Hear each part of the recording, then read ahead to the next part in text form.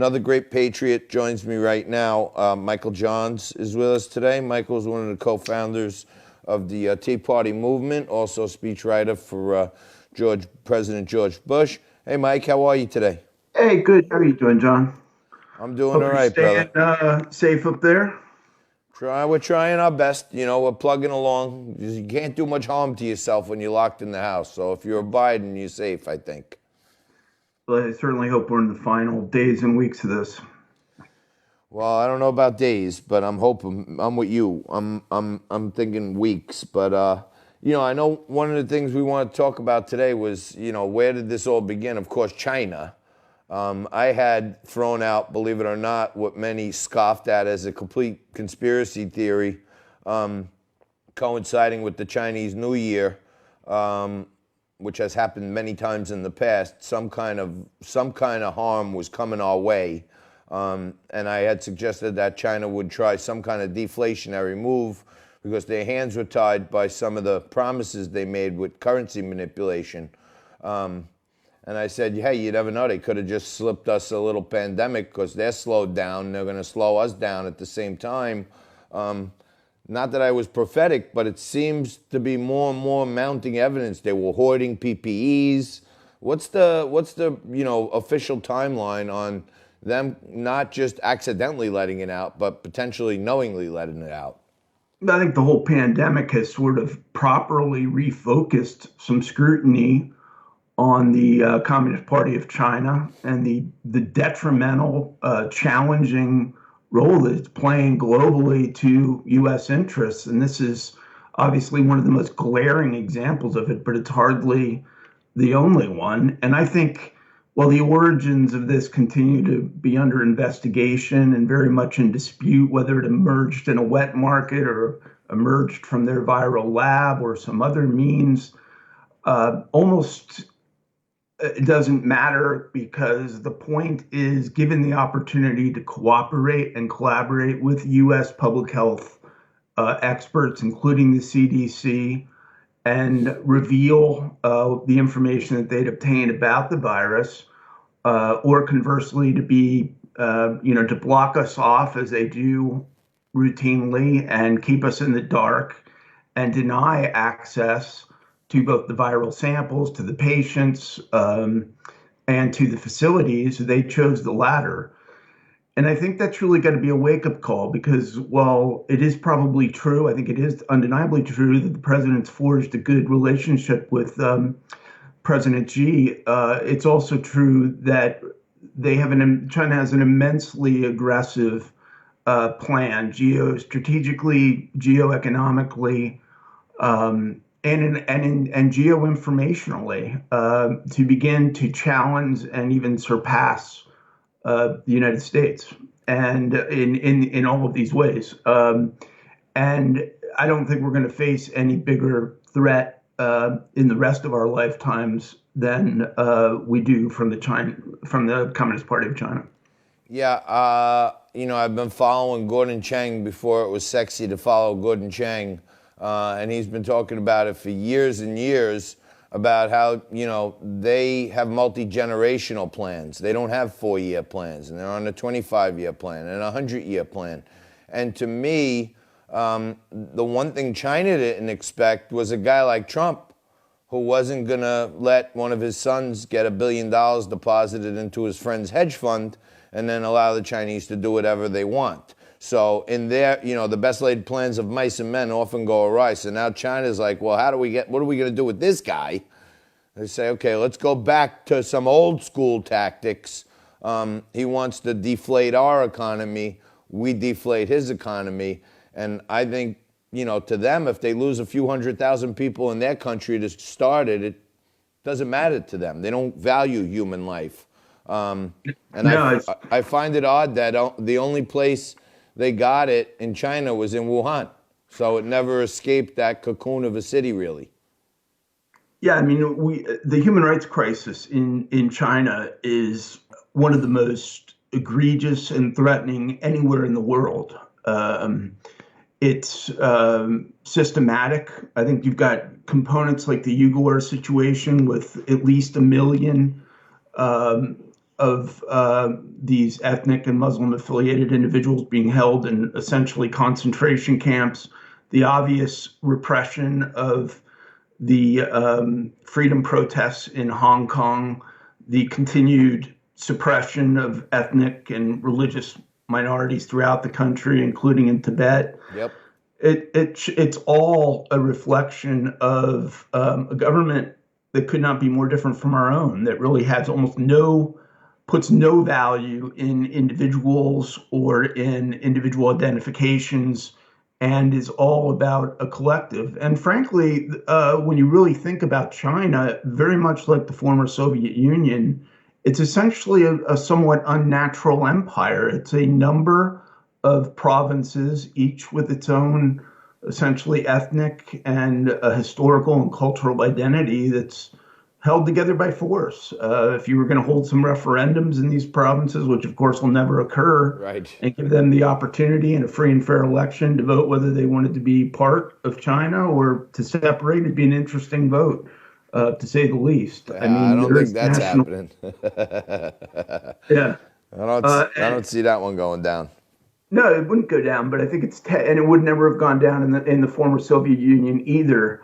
But it raises, I think, the important point of recognizing that this is a mammoth country, 1.4 billion people, who are very much repressed under the Communist Party of China. Yep. And that obviously is one component, but we have other issues. I mean, we've got, China geostrategically is engagement in the South China Sea, where they've been building artificial islands and expanding their strategic and naval presences throughout that region. We have a very large percentage of global commerce that goes through the South China Sea.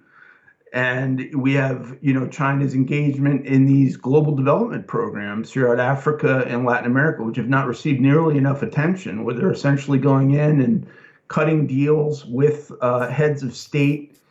Some of these deals are very corrupt. They're requiring these countries to put up their own resources and infrastructure as collateral, and then using China's development personnel and companies to basically build out all of this infrastructure that they in turn then control.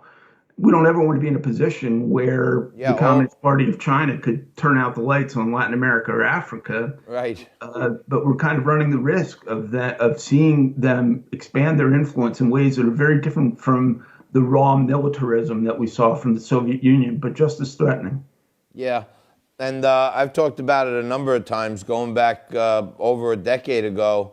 I was working on a project in the Bahamas, and I remember then they were talking about this whole plan they had just started with the Chinese government, basically, to build them a new airport, build them some new roads, and actually do all this blasting to deepen their piers where the ships can come in. Right. And I started hearing about that, St. Kitts, Barbados, throughout the Caribbean. And I think, another little hidden gem is they own China owns half the ports and airstrips in most of the Caribbean at this point. Yeah, that's right. And it's all a product really of consecutive U.S. administrations not wanting to confront, China. So if you go back, we had Nixon goes to China and meets with Mao. That was kind of a Cold War initiative and kicked off what essentially has been decades of denial about the reality of the Communist Party of China and its growth globally and the threat that it represents. There was, a point where you could go back into the 1980s where, believe it or not, we had no trade imbalance with China.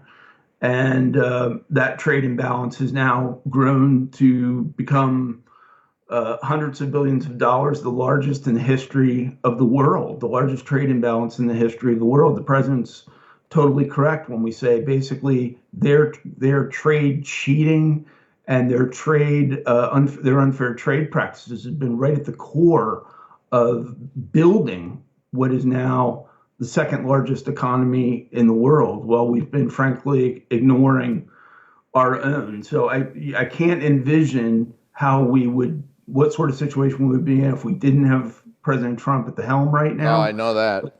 But the point is, every president, including the one I served, who was ambassador to China, um, had some sort of justification for wanting to keep these issues on the back burner. And, so we had the Cold War justification, the so-called China card. Then we had the issue of the 90s, I can recall, when I began inquiring about some of these issues, both on a trade basis and on a human rights basis. The argument that was then made by some of the leading sinologists in the world was that as the Chinese economy grew, that the middle class of China would become more empowered and it would place pressure on the government, hold the government accountable, and you would start to see democratic and human rights liberalization. And of Yeah. course, that's turned out to be in the giant stack of lies told to us by the Right. so-called expert class, because the exact opposite has occurred, where China's economy has expanded multifold and human rights conditions Got worse. and the lack of pluralism and democratization and individual rights in China have never been worse Yeah, I think you're right. since Mao than they are at this particular moment. No doubt about it. Yeah, I couldn't agree with you more. I think, and I've been warning about this for, I would say, 5 or 6 years, but, you know, someone in Trump's administration is in on the joke of the big one. You know, they're one of the largest holders of our treasury debt, which finances all of this deficit spending and national debt. So if China doesn't show up to Largest buy some foreign more holders. treasuries, it's over, because the credit rating of the U.S. Treasury bond will tank. Our economy will collapse to zero. And that's just if they don't buy. If they ever started trying to sell bonds that they have to maturity, which are on the market, they could, start sending troops to the Caribbean right away. Well, the willingness of the Communist Party of China to manipulate its own currency and to utilize these global levers of geoeconomic power is undeniable. And that's been one of a whole series of concerns right there, with the theft of our intellectual property, with their dumping processes, with their state subsidization of their industries, with the forced technology transfer. All of these components that have just been utterly ignored, that have been at the core of whole industries moving from this country to that country. And while I think I know we continue to be the economic power of the world, and there's no place ultimately that is better suited for the development of cutting edge technologies. There's no doubt we're also in an immense competition. And, frankly, with China being defined as, let's just say, not a friend, they're either a kind of neutral force on their own course or even an enemy, as some would define. The reliance on them as a manufacturing hub, particularly for items and products related to our own national security, related to our law enforcement, related to public health, has got to change. And Peter Navarro and others in this administration are absolutely so hugely right about the need for us to begin to break some of those ties. I mean, we may not ever break them completely. We may not choose to break them all completely, but on issues that are related to the security of this country and the public health of this country, we absolutely have got to sever some of this connectivity, because they have proven in the coronavirus and in a whole other series of practices and behaviors to be unreliable. Yeah, I mean, right now, I hate to lay more fear, fright, and hysteria on everyone, but I think, Navarro was one of the ones who said it. He's obviously been kind of silenced on it since then, that, China was in a, proactive strategy of buying all the PPP on Earth long before they announced the first death to the world. So, they are probably our largest threat, even though, people tend to think like Russia. To me, Russia's, a paper tiger right now. And China's been fixing for a fight for a lot longer than we have. Well, I was, as you may know, one of the earliest champions of the Reagan Doctrine. As a foreign policy analyst at the Heritage Foundation, I went out with the Nicaraguan Contras, with Jonas Savimbi in Angola, with the resistance forces in Cambodia. That threat, as serious as it was to the United States, was easily understood. You know, if you saw Soviet tanks rolling into Kabul, Afghanistan in 1979, you understood that was a projection of their power that was, inherently threatening to the stability of the world and to U.S. interests.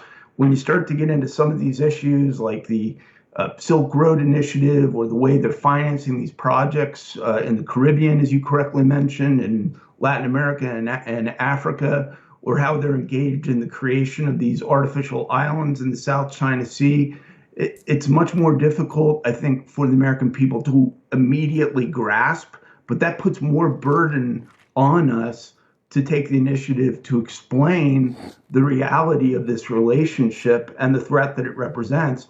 And you don't have to be under any illusions about it. They had the 2025 initiative that they had rolled out to the world, which was designed to basically supplant and surpass the United States as the world economic leader within the next 15 years. And many of us started talking about that plan and the threat that it represented to the United States. And, once it started to get a little bit of attention here, they didn't suspend the plan, but they've suspended talking about the plan, because I think they've identified the fact that this is leading the United States and Europe to be more cognizant of the threat that growth actually represents to Western democracies and to the survival and sustainability of our, economic power in the world. Yeah, we got a lot to deal with right now, but we got to keep our eye on them, that's for sure.